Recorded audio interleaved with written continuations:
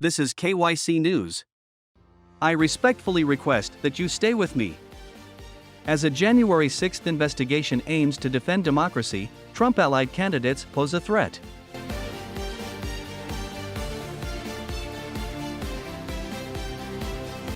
According to a Ukrainian official, at least 100 to 200 military deaths occur every day.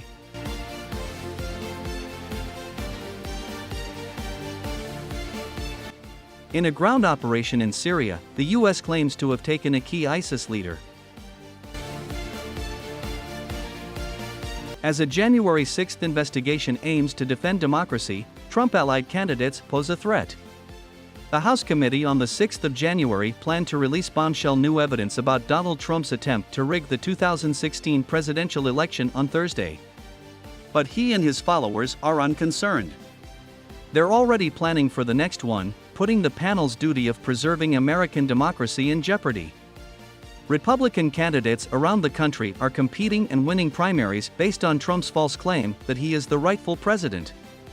No matter if former members of his administration testified under oath before the committee that such accusations were idiotic, bullshit, and insane.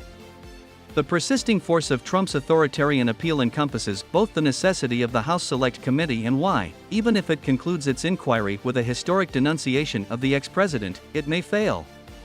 The committee has not only uncovered the attempt to thwart the will of voters in 2020 and the mob attack on the U.S. Capitol in its broadcast hearings. It has presented its work as a warning that Trump and hardline Republicans are still threatening the fundamental premise of American governance, which might be exploited by another GOP candidate if Trump decides not to run for president in 2024. Our work must go beyond simply looking backwards. Our democracy's cause is still in jeopardy. The plot to subvert the people's will is far from over. Mississippi Democrat Benny Thompson, the committee's chair, said last week. Trump's election falsehoods helped his chosen candidate unseat a very conservative congressman in South Carolina who had dared to vote for Trump's impeachment last year in the most recent round of primaries earlier this week. And a supporter of Trump's false allegations won the Republican nomination in Nevada. If he wins the election in November, he will become the official in charge of running the state's election in 2024. Last month, Republicans in Pennsylvania nominated a candidate for governor who was spewing similar rubbish. There was a coup, according to a Republican candidate for Secretary of State in New Mexico, but it was against Trump. Others, even those who haven't received the ex-blessing, presidents are embracing his election lies and running well in primaries. Each of these elections is taking place in a climate created by Trump's effort to center the midterms on his bogus claims of victory in 2020. As well as to establish a bench of officials who can assist fine-tune the outcome in 2024. They also claim that, rather than being deterred by the violence and insurgency following the 2020 election, much of the Republican grassroots has become more radicalized as a result of it. According to a Ukrainian official, at least 100 to 200 military deaths occur every day. An advisor to President Volodymyr Zelensky's office stated that Ukrainian forces are losing between 100 and 200 soldiers each day in order to obtain more military weapons from NATO member countries.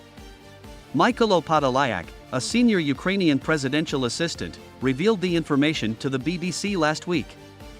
At the same time, Podolyak recognized that Ukraine's artillery in the Donbas region was fully outgunned by Russian artillery and begged the West to deploy between 150 and 300 rocket launchers. Our demands for artillery are not a whim, but an objective need when it comes to the military scenario, Podolyak said, disclosing Kiev's unfavorable position now that Russian forces have focused on seizing the whole Donbas region in eastern Ukraine. Podolyak's estimates of Ukrainian casualties are much greater than Defense Minister Oleksiy Reznikov's, who stated last Thursday that Ukraine was losing up to 100 soldiers each day, with another 500 injured. In the same week, Oleksiy Arestovich, another advisor to President Zelensky who is known for making explosive claims, told The Guardian that up to 150 troops were being killed and 800 injured every day. According to Arestovich, 10,000 Ukrainian soldiers have been killed since the war began, according to the Washington Post. Ukrainian casualty estimates have previously been kept a closely guarded secret, with officials reluctant to reveal the entire magnitude of the country's losses.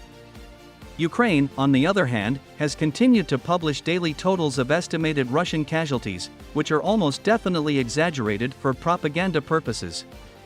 Extrapolating from Podolyak, Reznikov, and Arestovich's minimum figures, at least 3,000 Ukrainian soldiers are killed each month, with over 15,000 injured. Even these are most likely exaggerations designed to hide the actual extent of the catastrophe in Ukraine. According to Ukraine, Russia has lost 32,500 servicemen in the battle. Russia admitted to only 1,300 deaths in March, although numerous recent Western sources put the number substantially higher, though still lower than Ukrainian estimates. Whatever the exact figure is, tens of thousands of soldiers have killed on both sides, with tens of thousands more suffering life-altering injuries that will plague both countries for decades. After months and years of premeditated provocations by NATO and its proxy, Kiev, such figures are the entirely expected terrible repercussions of Russia's invasion on February 24. In a ground operation in Syria, the US claims to have taken a key ISIS leader. A senior ISIS leader was captured during a ground mission in northwestern Syria early Thursday, according to the US-led military coalition attacking the Islamic State's remnants in Syria and Iraq. The apprehended individual was considered to be an experienced bomb maker and facilitator who rose to become one of the group's top commanders in Syria, according to a statement released by the coalition. According to a U.S. defense official, there were no injuries among U.S. forces. The U.S.-led Operation Inherent Resolve declared, the mission was methodically prepared to minimize the danger of collateral damage, particularly any potential injury to civilians. During the action, no people were hurt, and no coalition aircraft or assets were damaged. According to ABC News, U.S. military ground assaults into northern Syria are perilous because they are carried out far west from U.S. facilities in eastern Syria in territories controlled either by extremists or Syrian President Bashar al-government. Assad's previous strikes in the area have killed ISIS founder Abu Bakr al-Baghdadi and his successor, Abu Ibrahim al-Hashimi al-Qurayshi, who blew himself up during a U.S. raid in February. Coalition forces will continue to seek Daesh, ISIS, remnants wherever they hide to achieve their long-term defeat, declared Operation Inherent Resolve. In Iraq and Syria, ISIS has maintained a low-level insurgency with occasional big operations, the most recent of which being a January mass jailbreak of ISIS members in Hasaka, northeast Syria. After a 10-day fight, U.S.-supported Syrian Kurdish troops, backed by U.S. airstrikes, retook the jail, but hundreds of ISIS members are reported to have fled and hundreds more were killed in the assault. Iran warns the head of the International Atomic Energy Agency, IAEA, against making political statements in the media. In an interview with CNN on June 12, IAEA Chief Rafael Grossi encouraged Iran to resume discussions immediately on resurrecting the 2015 nuclear deal before things became far more complex. Recent history tells us that telling international inspectors to go home is never a good thing, the IAEA chief stated. I amicably advise IAEA Chief Rafael Grossi to separate himself from making unprofessional and political media statements, EOI spokeswoman Baraz Kamalvandi said on Wednesday. It is apparent that any technical concern should be brought up within the agency's duties and through the appropriate method, and should be pursued through the IAEA's normal channels and mechanisms. It is obvious that the media is not the appropriate venue for such utterances. Grossi, as the head of an international legal body, should avoid taking political positions and avoid complicating ties among IAEA member states by making helpful remarks. Following a controversial visit by Grossi to Israel, a fervent opponent of the 2015 Iran nuclear deal, the IAEA's Board of Governors supported a resolution condemning Iran's nuclear program, written by the US and 3 of its European allies. Iran began feeding uranium gas into advanced centrifuges last week, while the International Atomic Energy Agency, IAEA, unplugged some cameras monitoring its installations outside the Safeguards Agreement. Grossi, on the other hand, argued that without the cameras, which Iran had installed as a goodwill gesture, the IAEA would soon be unable to validate the peaceful nature of Iran's nuclear program. For the first time, the United Nations High Commissioner for Refugees, UNHCR, has recorded 100 million refugees worldwide.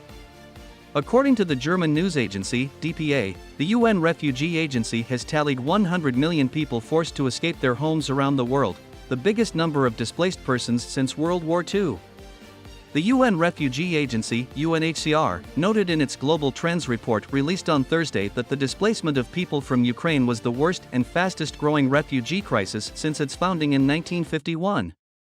UN High Commissioner for Refugees Filippo Grandi cautioned that the sad trend would continue unless the international community took action to settle conflicts and find durable solutions.